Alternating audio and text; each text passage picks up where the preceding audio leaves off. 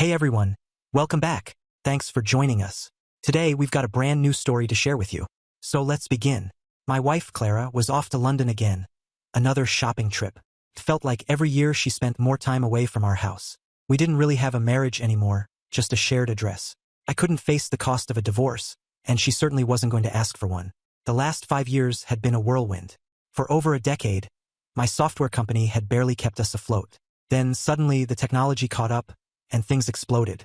3 big companies were sniffing around, ready to buy. The business was worth a fortune now, mostly in stock I'd held onto for about 8 years. Back then, Clara worked for a law firm in the next town over Oakhaven. Her paycheck was a lifeline. She worked long hours and often had overnight trips, even though she was just a paralegal. I was buried under the new software, so I didn't think much about her being gone. Before that, things between us were okay. Our private life was good, and we actually enjoyed spending time together, even with my crazy work schedule. But after she'd been at the law firm for about a year, the intimacy just vanished. Our life became barely like friends living together.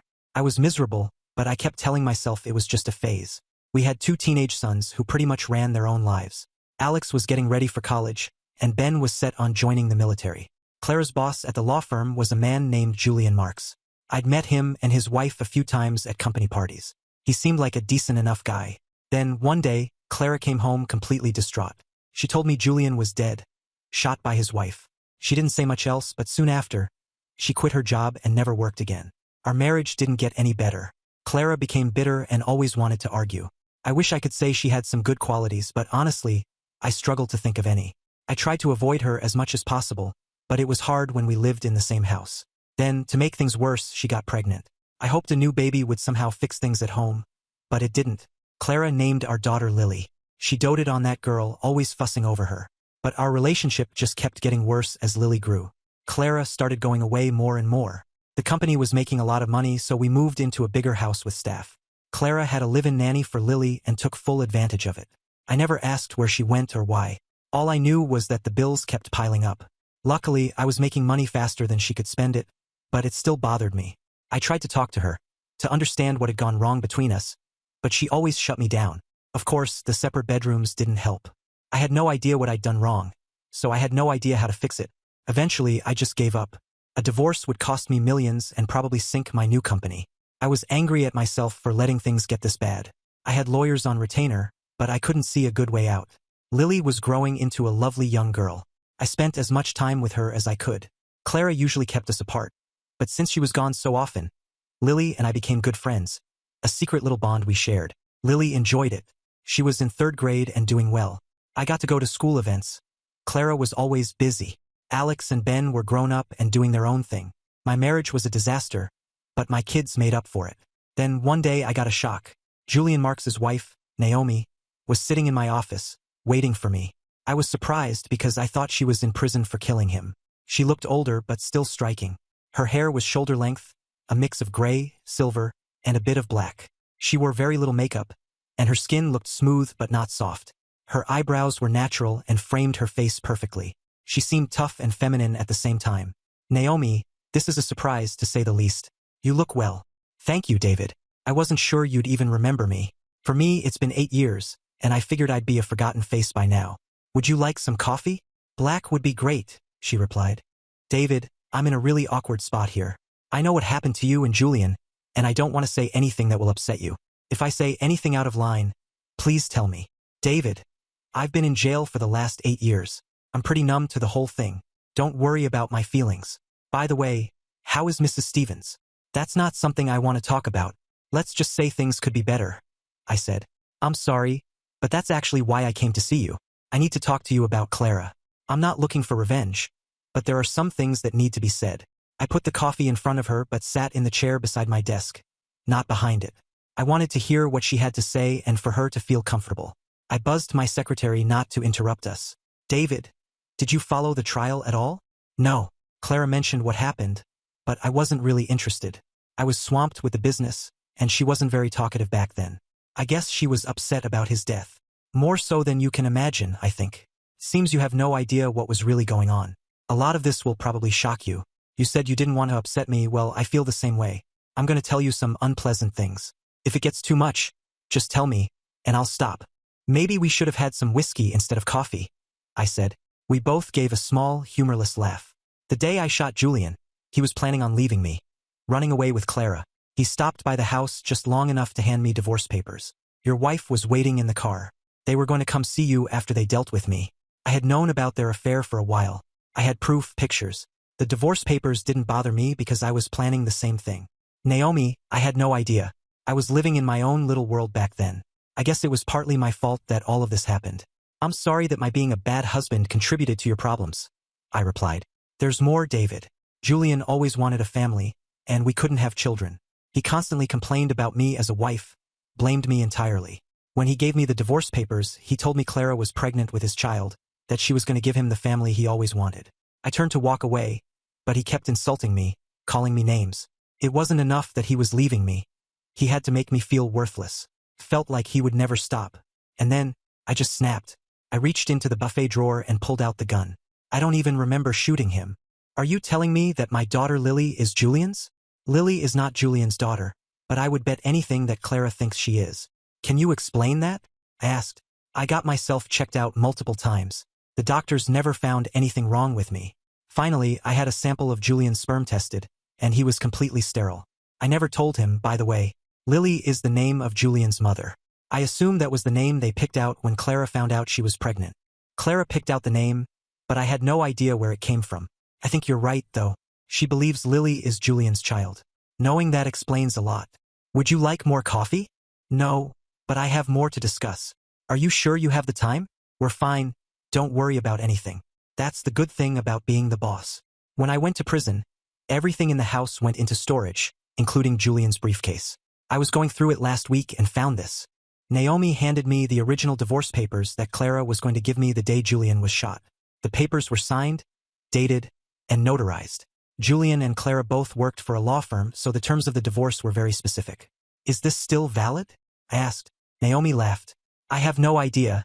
I'm not a lawyer. Check out paragraph 7. I scanned down the page. She's giving me complete custody of all children.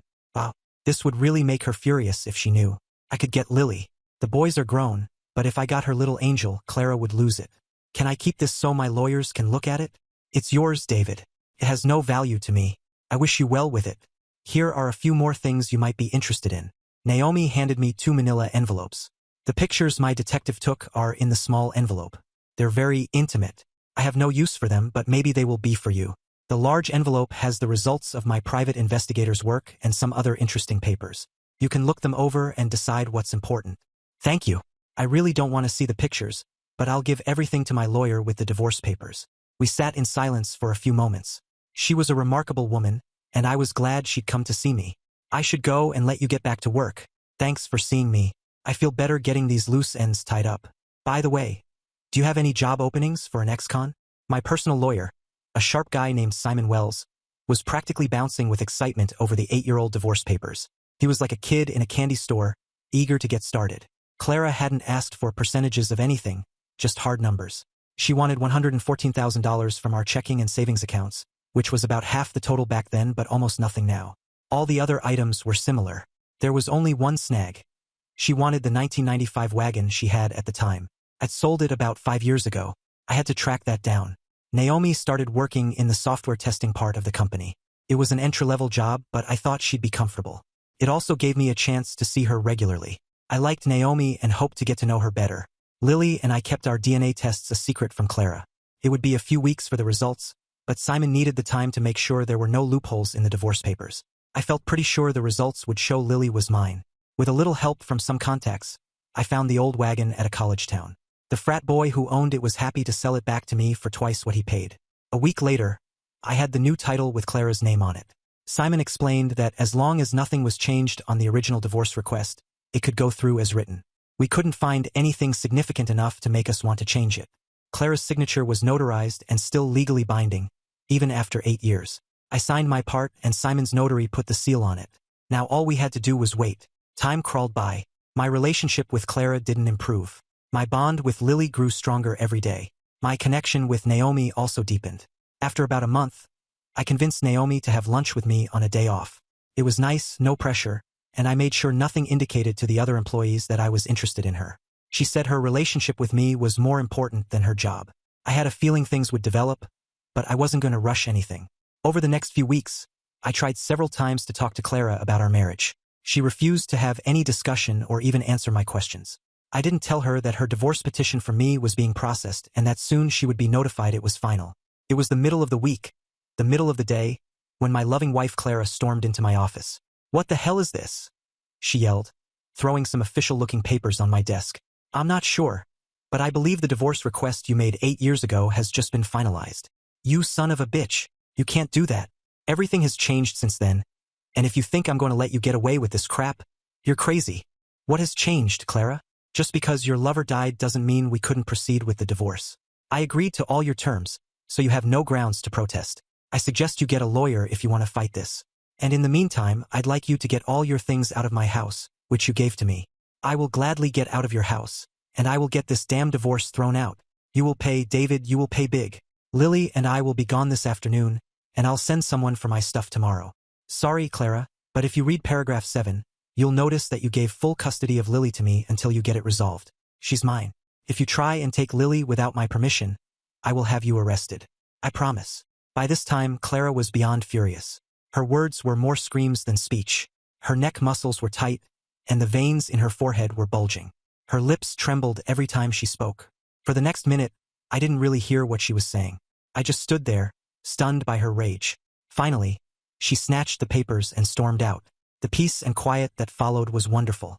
My secretary brought me a cup of coffee, saying nothing, just smiling.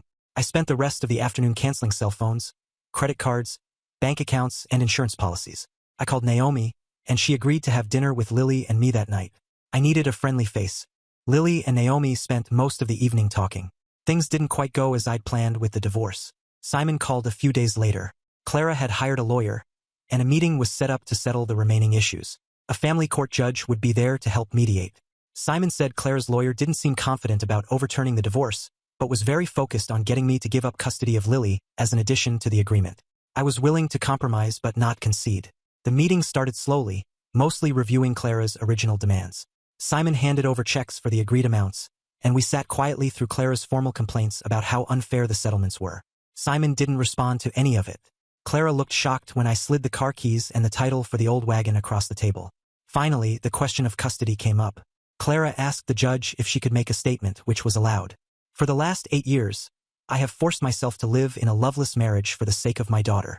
I loved Julian Marks with all my heart, and I was proud to give him the child his wife couldn't. Julian Marks is Lily's father, not David Stevens. Mr. Stevens has no rights to Lily whatsoever, and I will not allow the daughter of the man I loved to be raised by a stranger. I am seeking sole custody of Lily Stevens based on this." The judge, who had been quiet until now, spoke up. "Mrs. Stevens, are you saying that Lily Stevens is the result of an affair you had with Julian Marks while you were married to David Stevens?" "Yes, Your Honor. It sounds a little harsh the way you put it, but Julian and I were soulmates. We never felt like we were doing anything wrong. We were planning on starting our own life together when his tragedy occurred. Lily is the proof of our love, and I don't want Mr. Stevens having any contact with her. Your revelation concerning this matter would, in most cases, make you less likely to get custody due to the infidelity. However, if what you say is true, we might have to reconsider." The judge looked at Simon. "Do you have anything to offer?" Simon and I exchanged a look. "Are you sure you want to do this, David?" "Yes, let's do it." My lawyer pushed a piece of paper across the table to Clara's lawyer. "This is a report made approximately 6 weeks before Lily Stevens's conception date. As you can see, the report indicates that Julian Marks had a sperm count of 0. Mr. Marks was completely sterile and could never father a child. That is the reason Naomi Marks, who is fertile, was never able to conceive." Clara went pale, her eyes wide. She started to get agitated again, just like in my office. Her lawyer whispered something to her, trying to calm her down. Finally, she seemed to relax a little. Simon pushed 3 more pieces of paper across the table. "The first form is a DNA analysis of Lily Stevens. The second is a DNA analysis of David Stevens.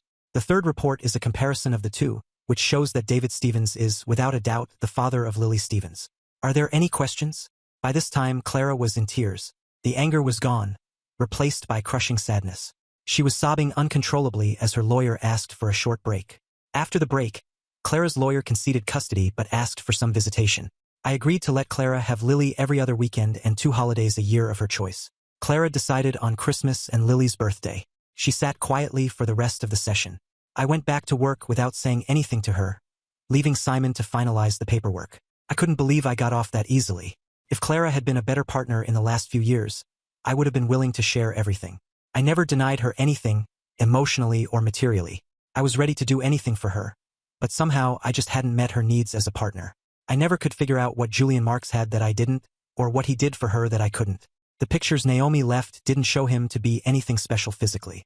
I gave copies of the pictures and the investigator's report to Clara. Inside the report were details of motel meetings Julian had with other women at the same time he was seeing Clara. I hope she enjoyed reading that. Every time I tried to get an explanation from Clara, she'd shut me down. The divorce left me feeling like a failure, even though logically I knew it wasn't all on me. I found some comfort with Lily and Naomi. Clara moved in with Julian's mother. Apparently, they had become friends over the last few years. Unfortunately, the arrangement didn't work out well for Clara. To support herself, my ex-wife started selling off the jewelry and designer clothes she'd gotten at my expense. It took her a while to realize that Julian's mother was doing the same thing. After 6 months, Clara moved out and went to live with her sister in a town called Norristown. In the beginning, Clara picked up Lily every weekend. Then she started calling with excuses for not being able to come. The calls became more frequent, the excuses weaker. Finally, she just stopped coming altogether. Lily didn't seem to mind too much when her mother canceled because Naomi and I would go out of our way to make it up to her. We spent more time together and were starting to feel like a real family. Naomi moved into the house and we got married just before Christmas. Clara was on a singles cruise in the Caribbean over the holidays and couldn't pick up Lily as scheduled. That made everyone happy. 2 weeks later, I filed to have the custody agreement changed to remove Clara's visitation, and it was approved without any fuss. My company was finally bought out and we were set for life. Naomi is incredibly happy because, for the first time, she's pregnant. We'll probably be on Social Security before the baby finishes high school, but it will all be worth it. Life is good at last. Thanks for watching. If you enjoyed this video, don't forget to like, comment, and subscribe for more stories like this. See you next time.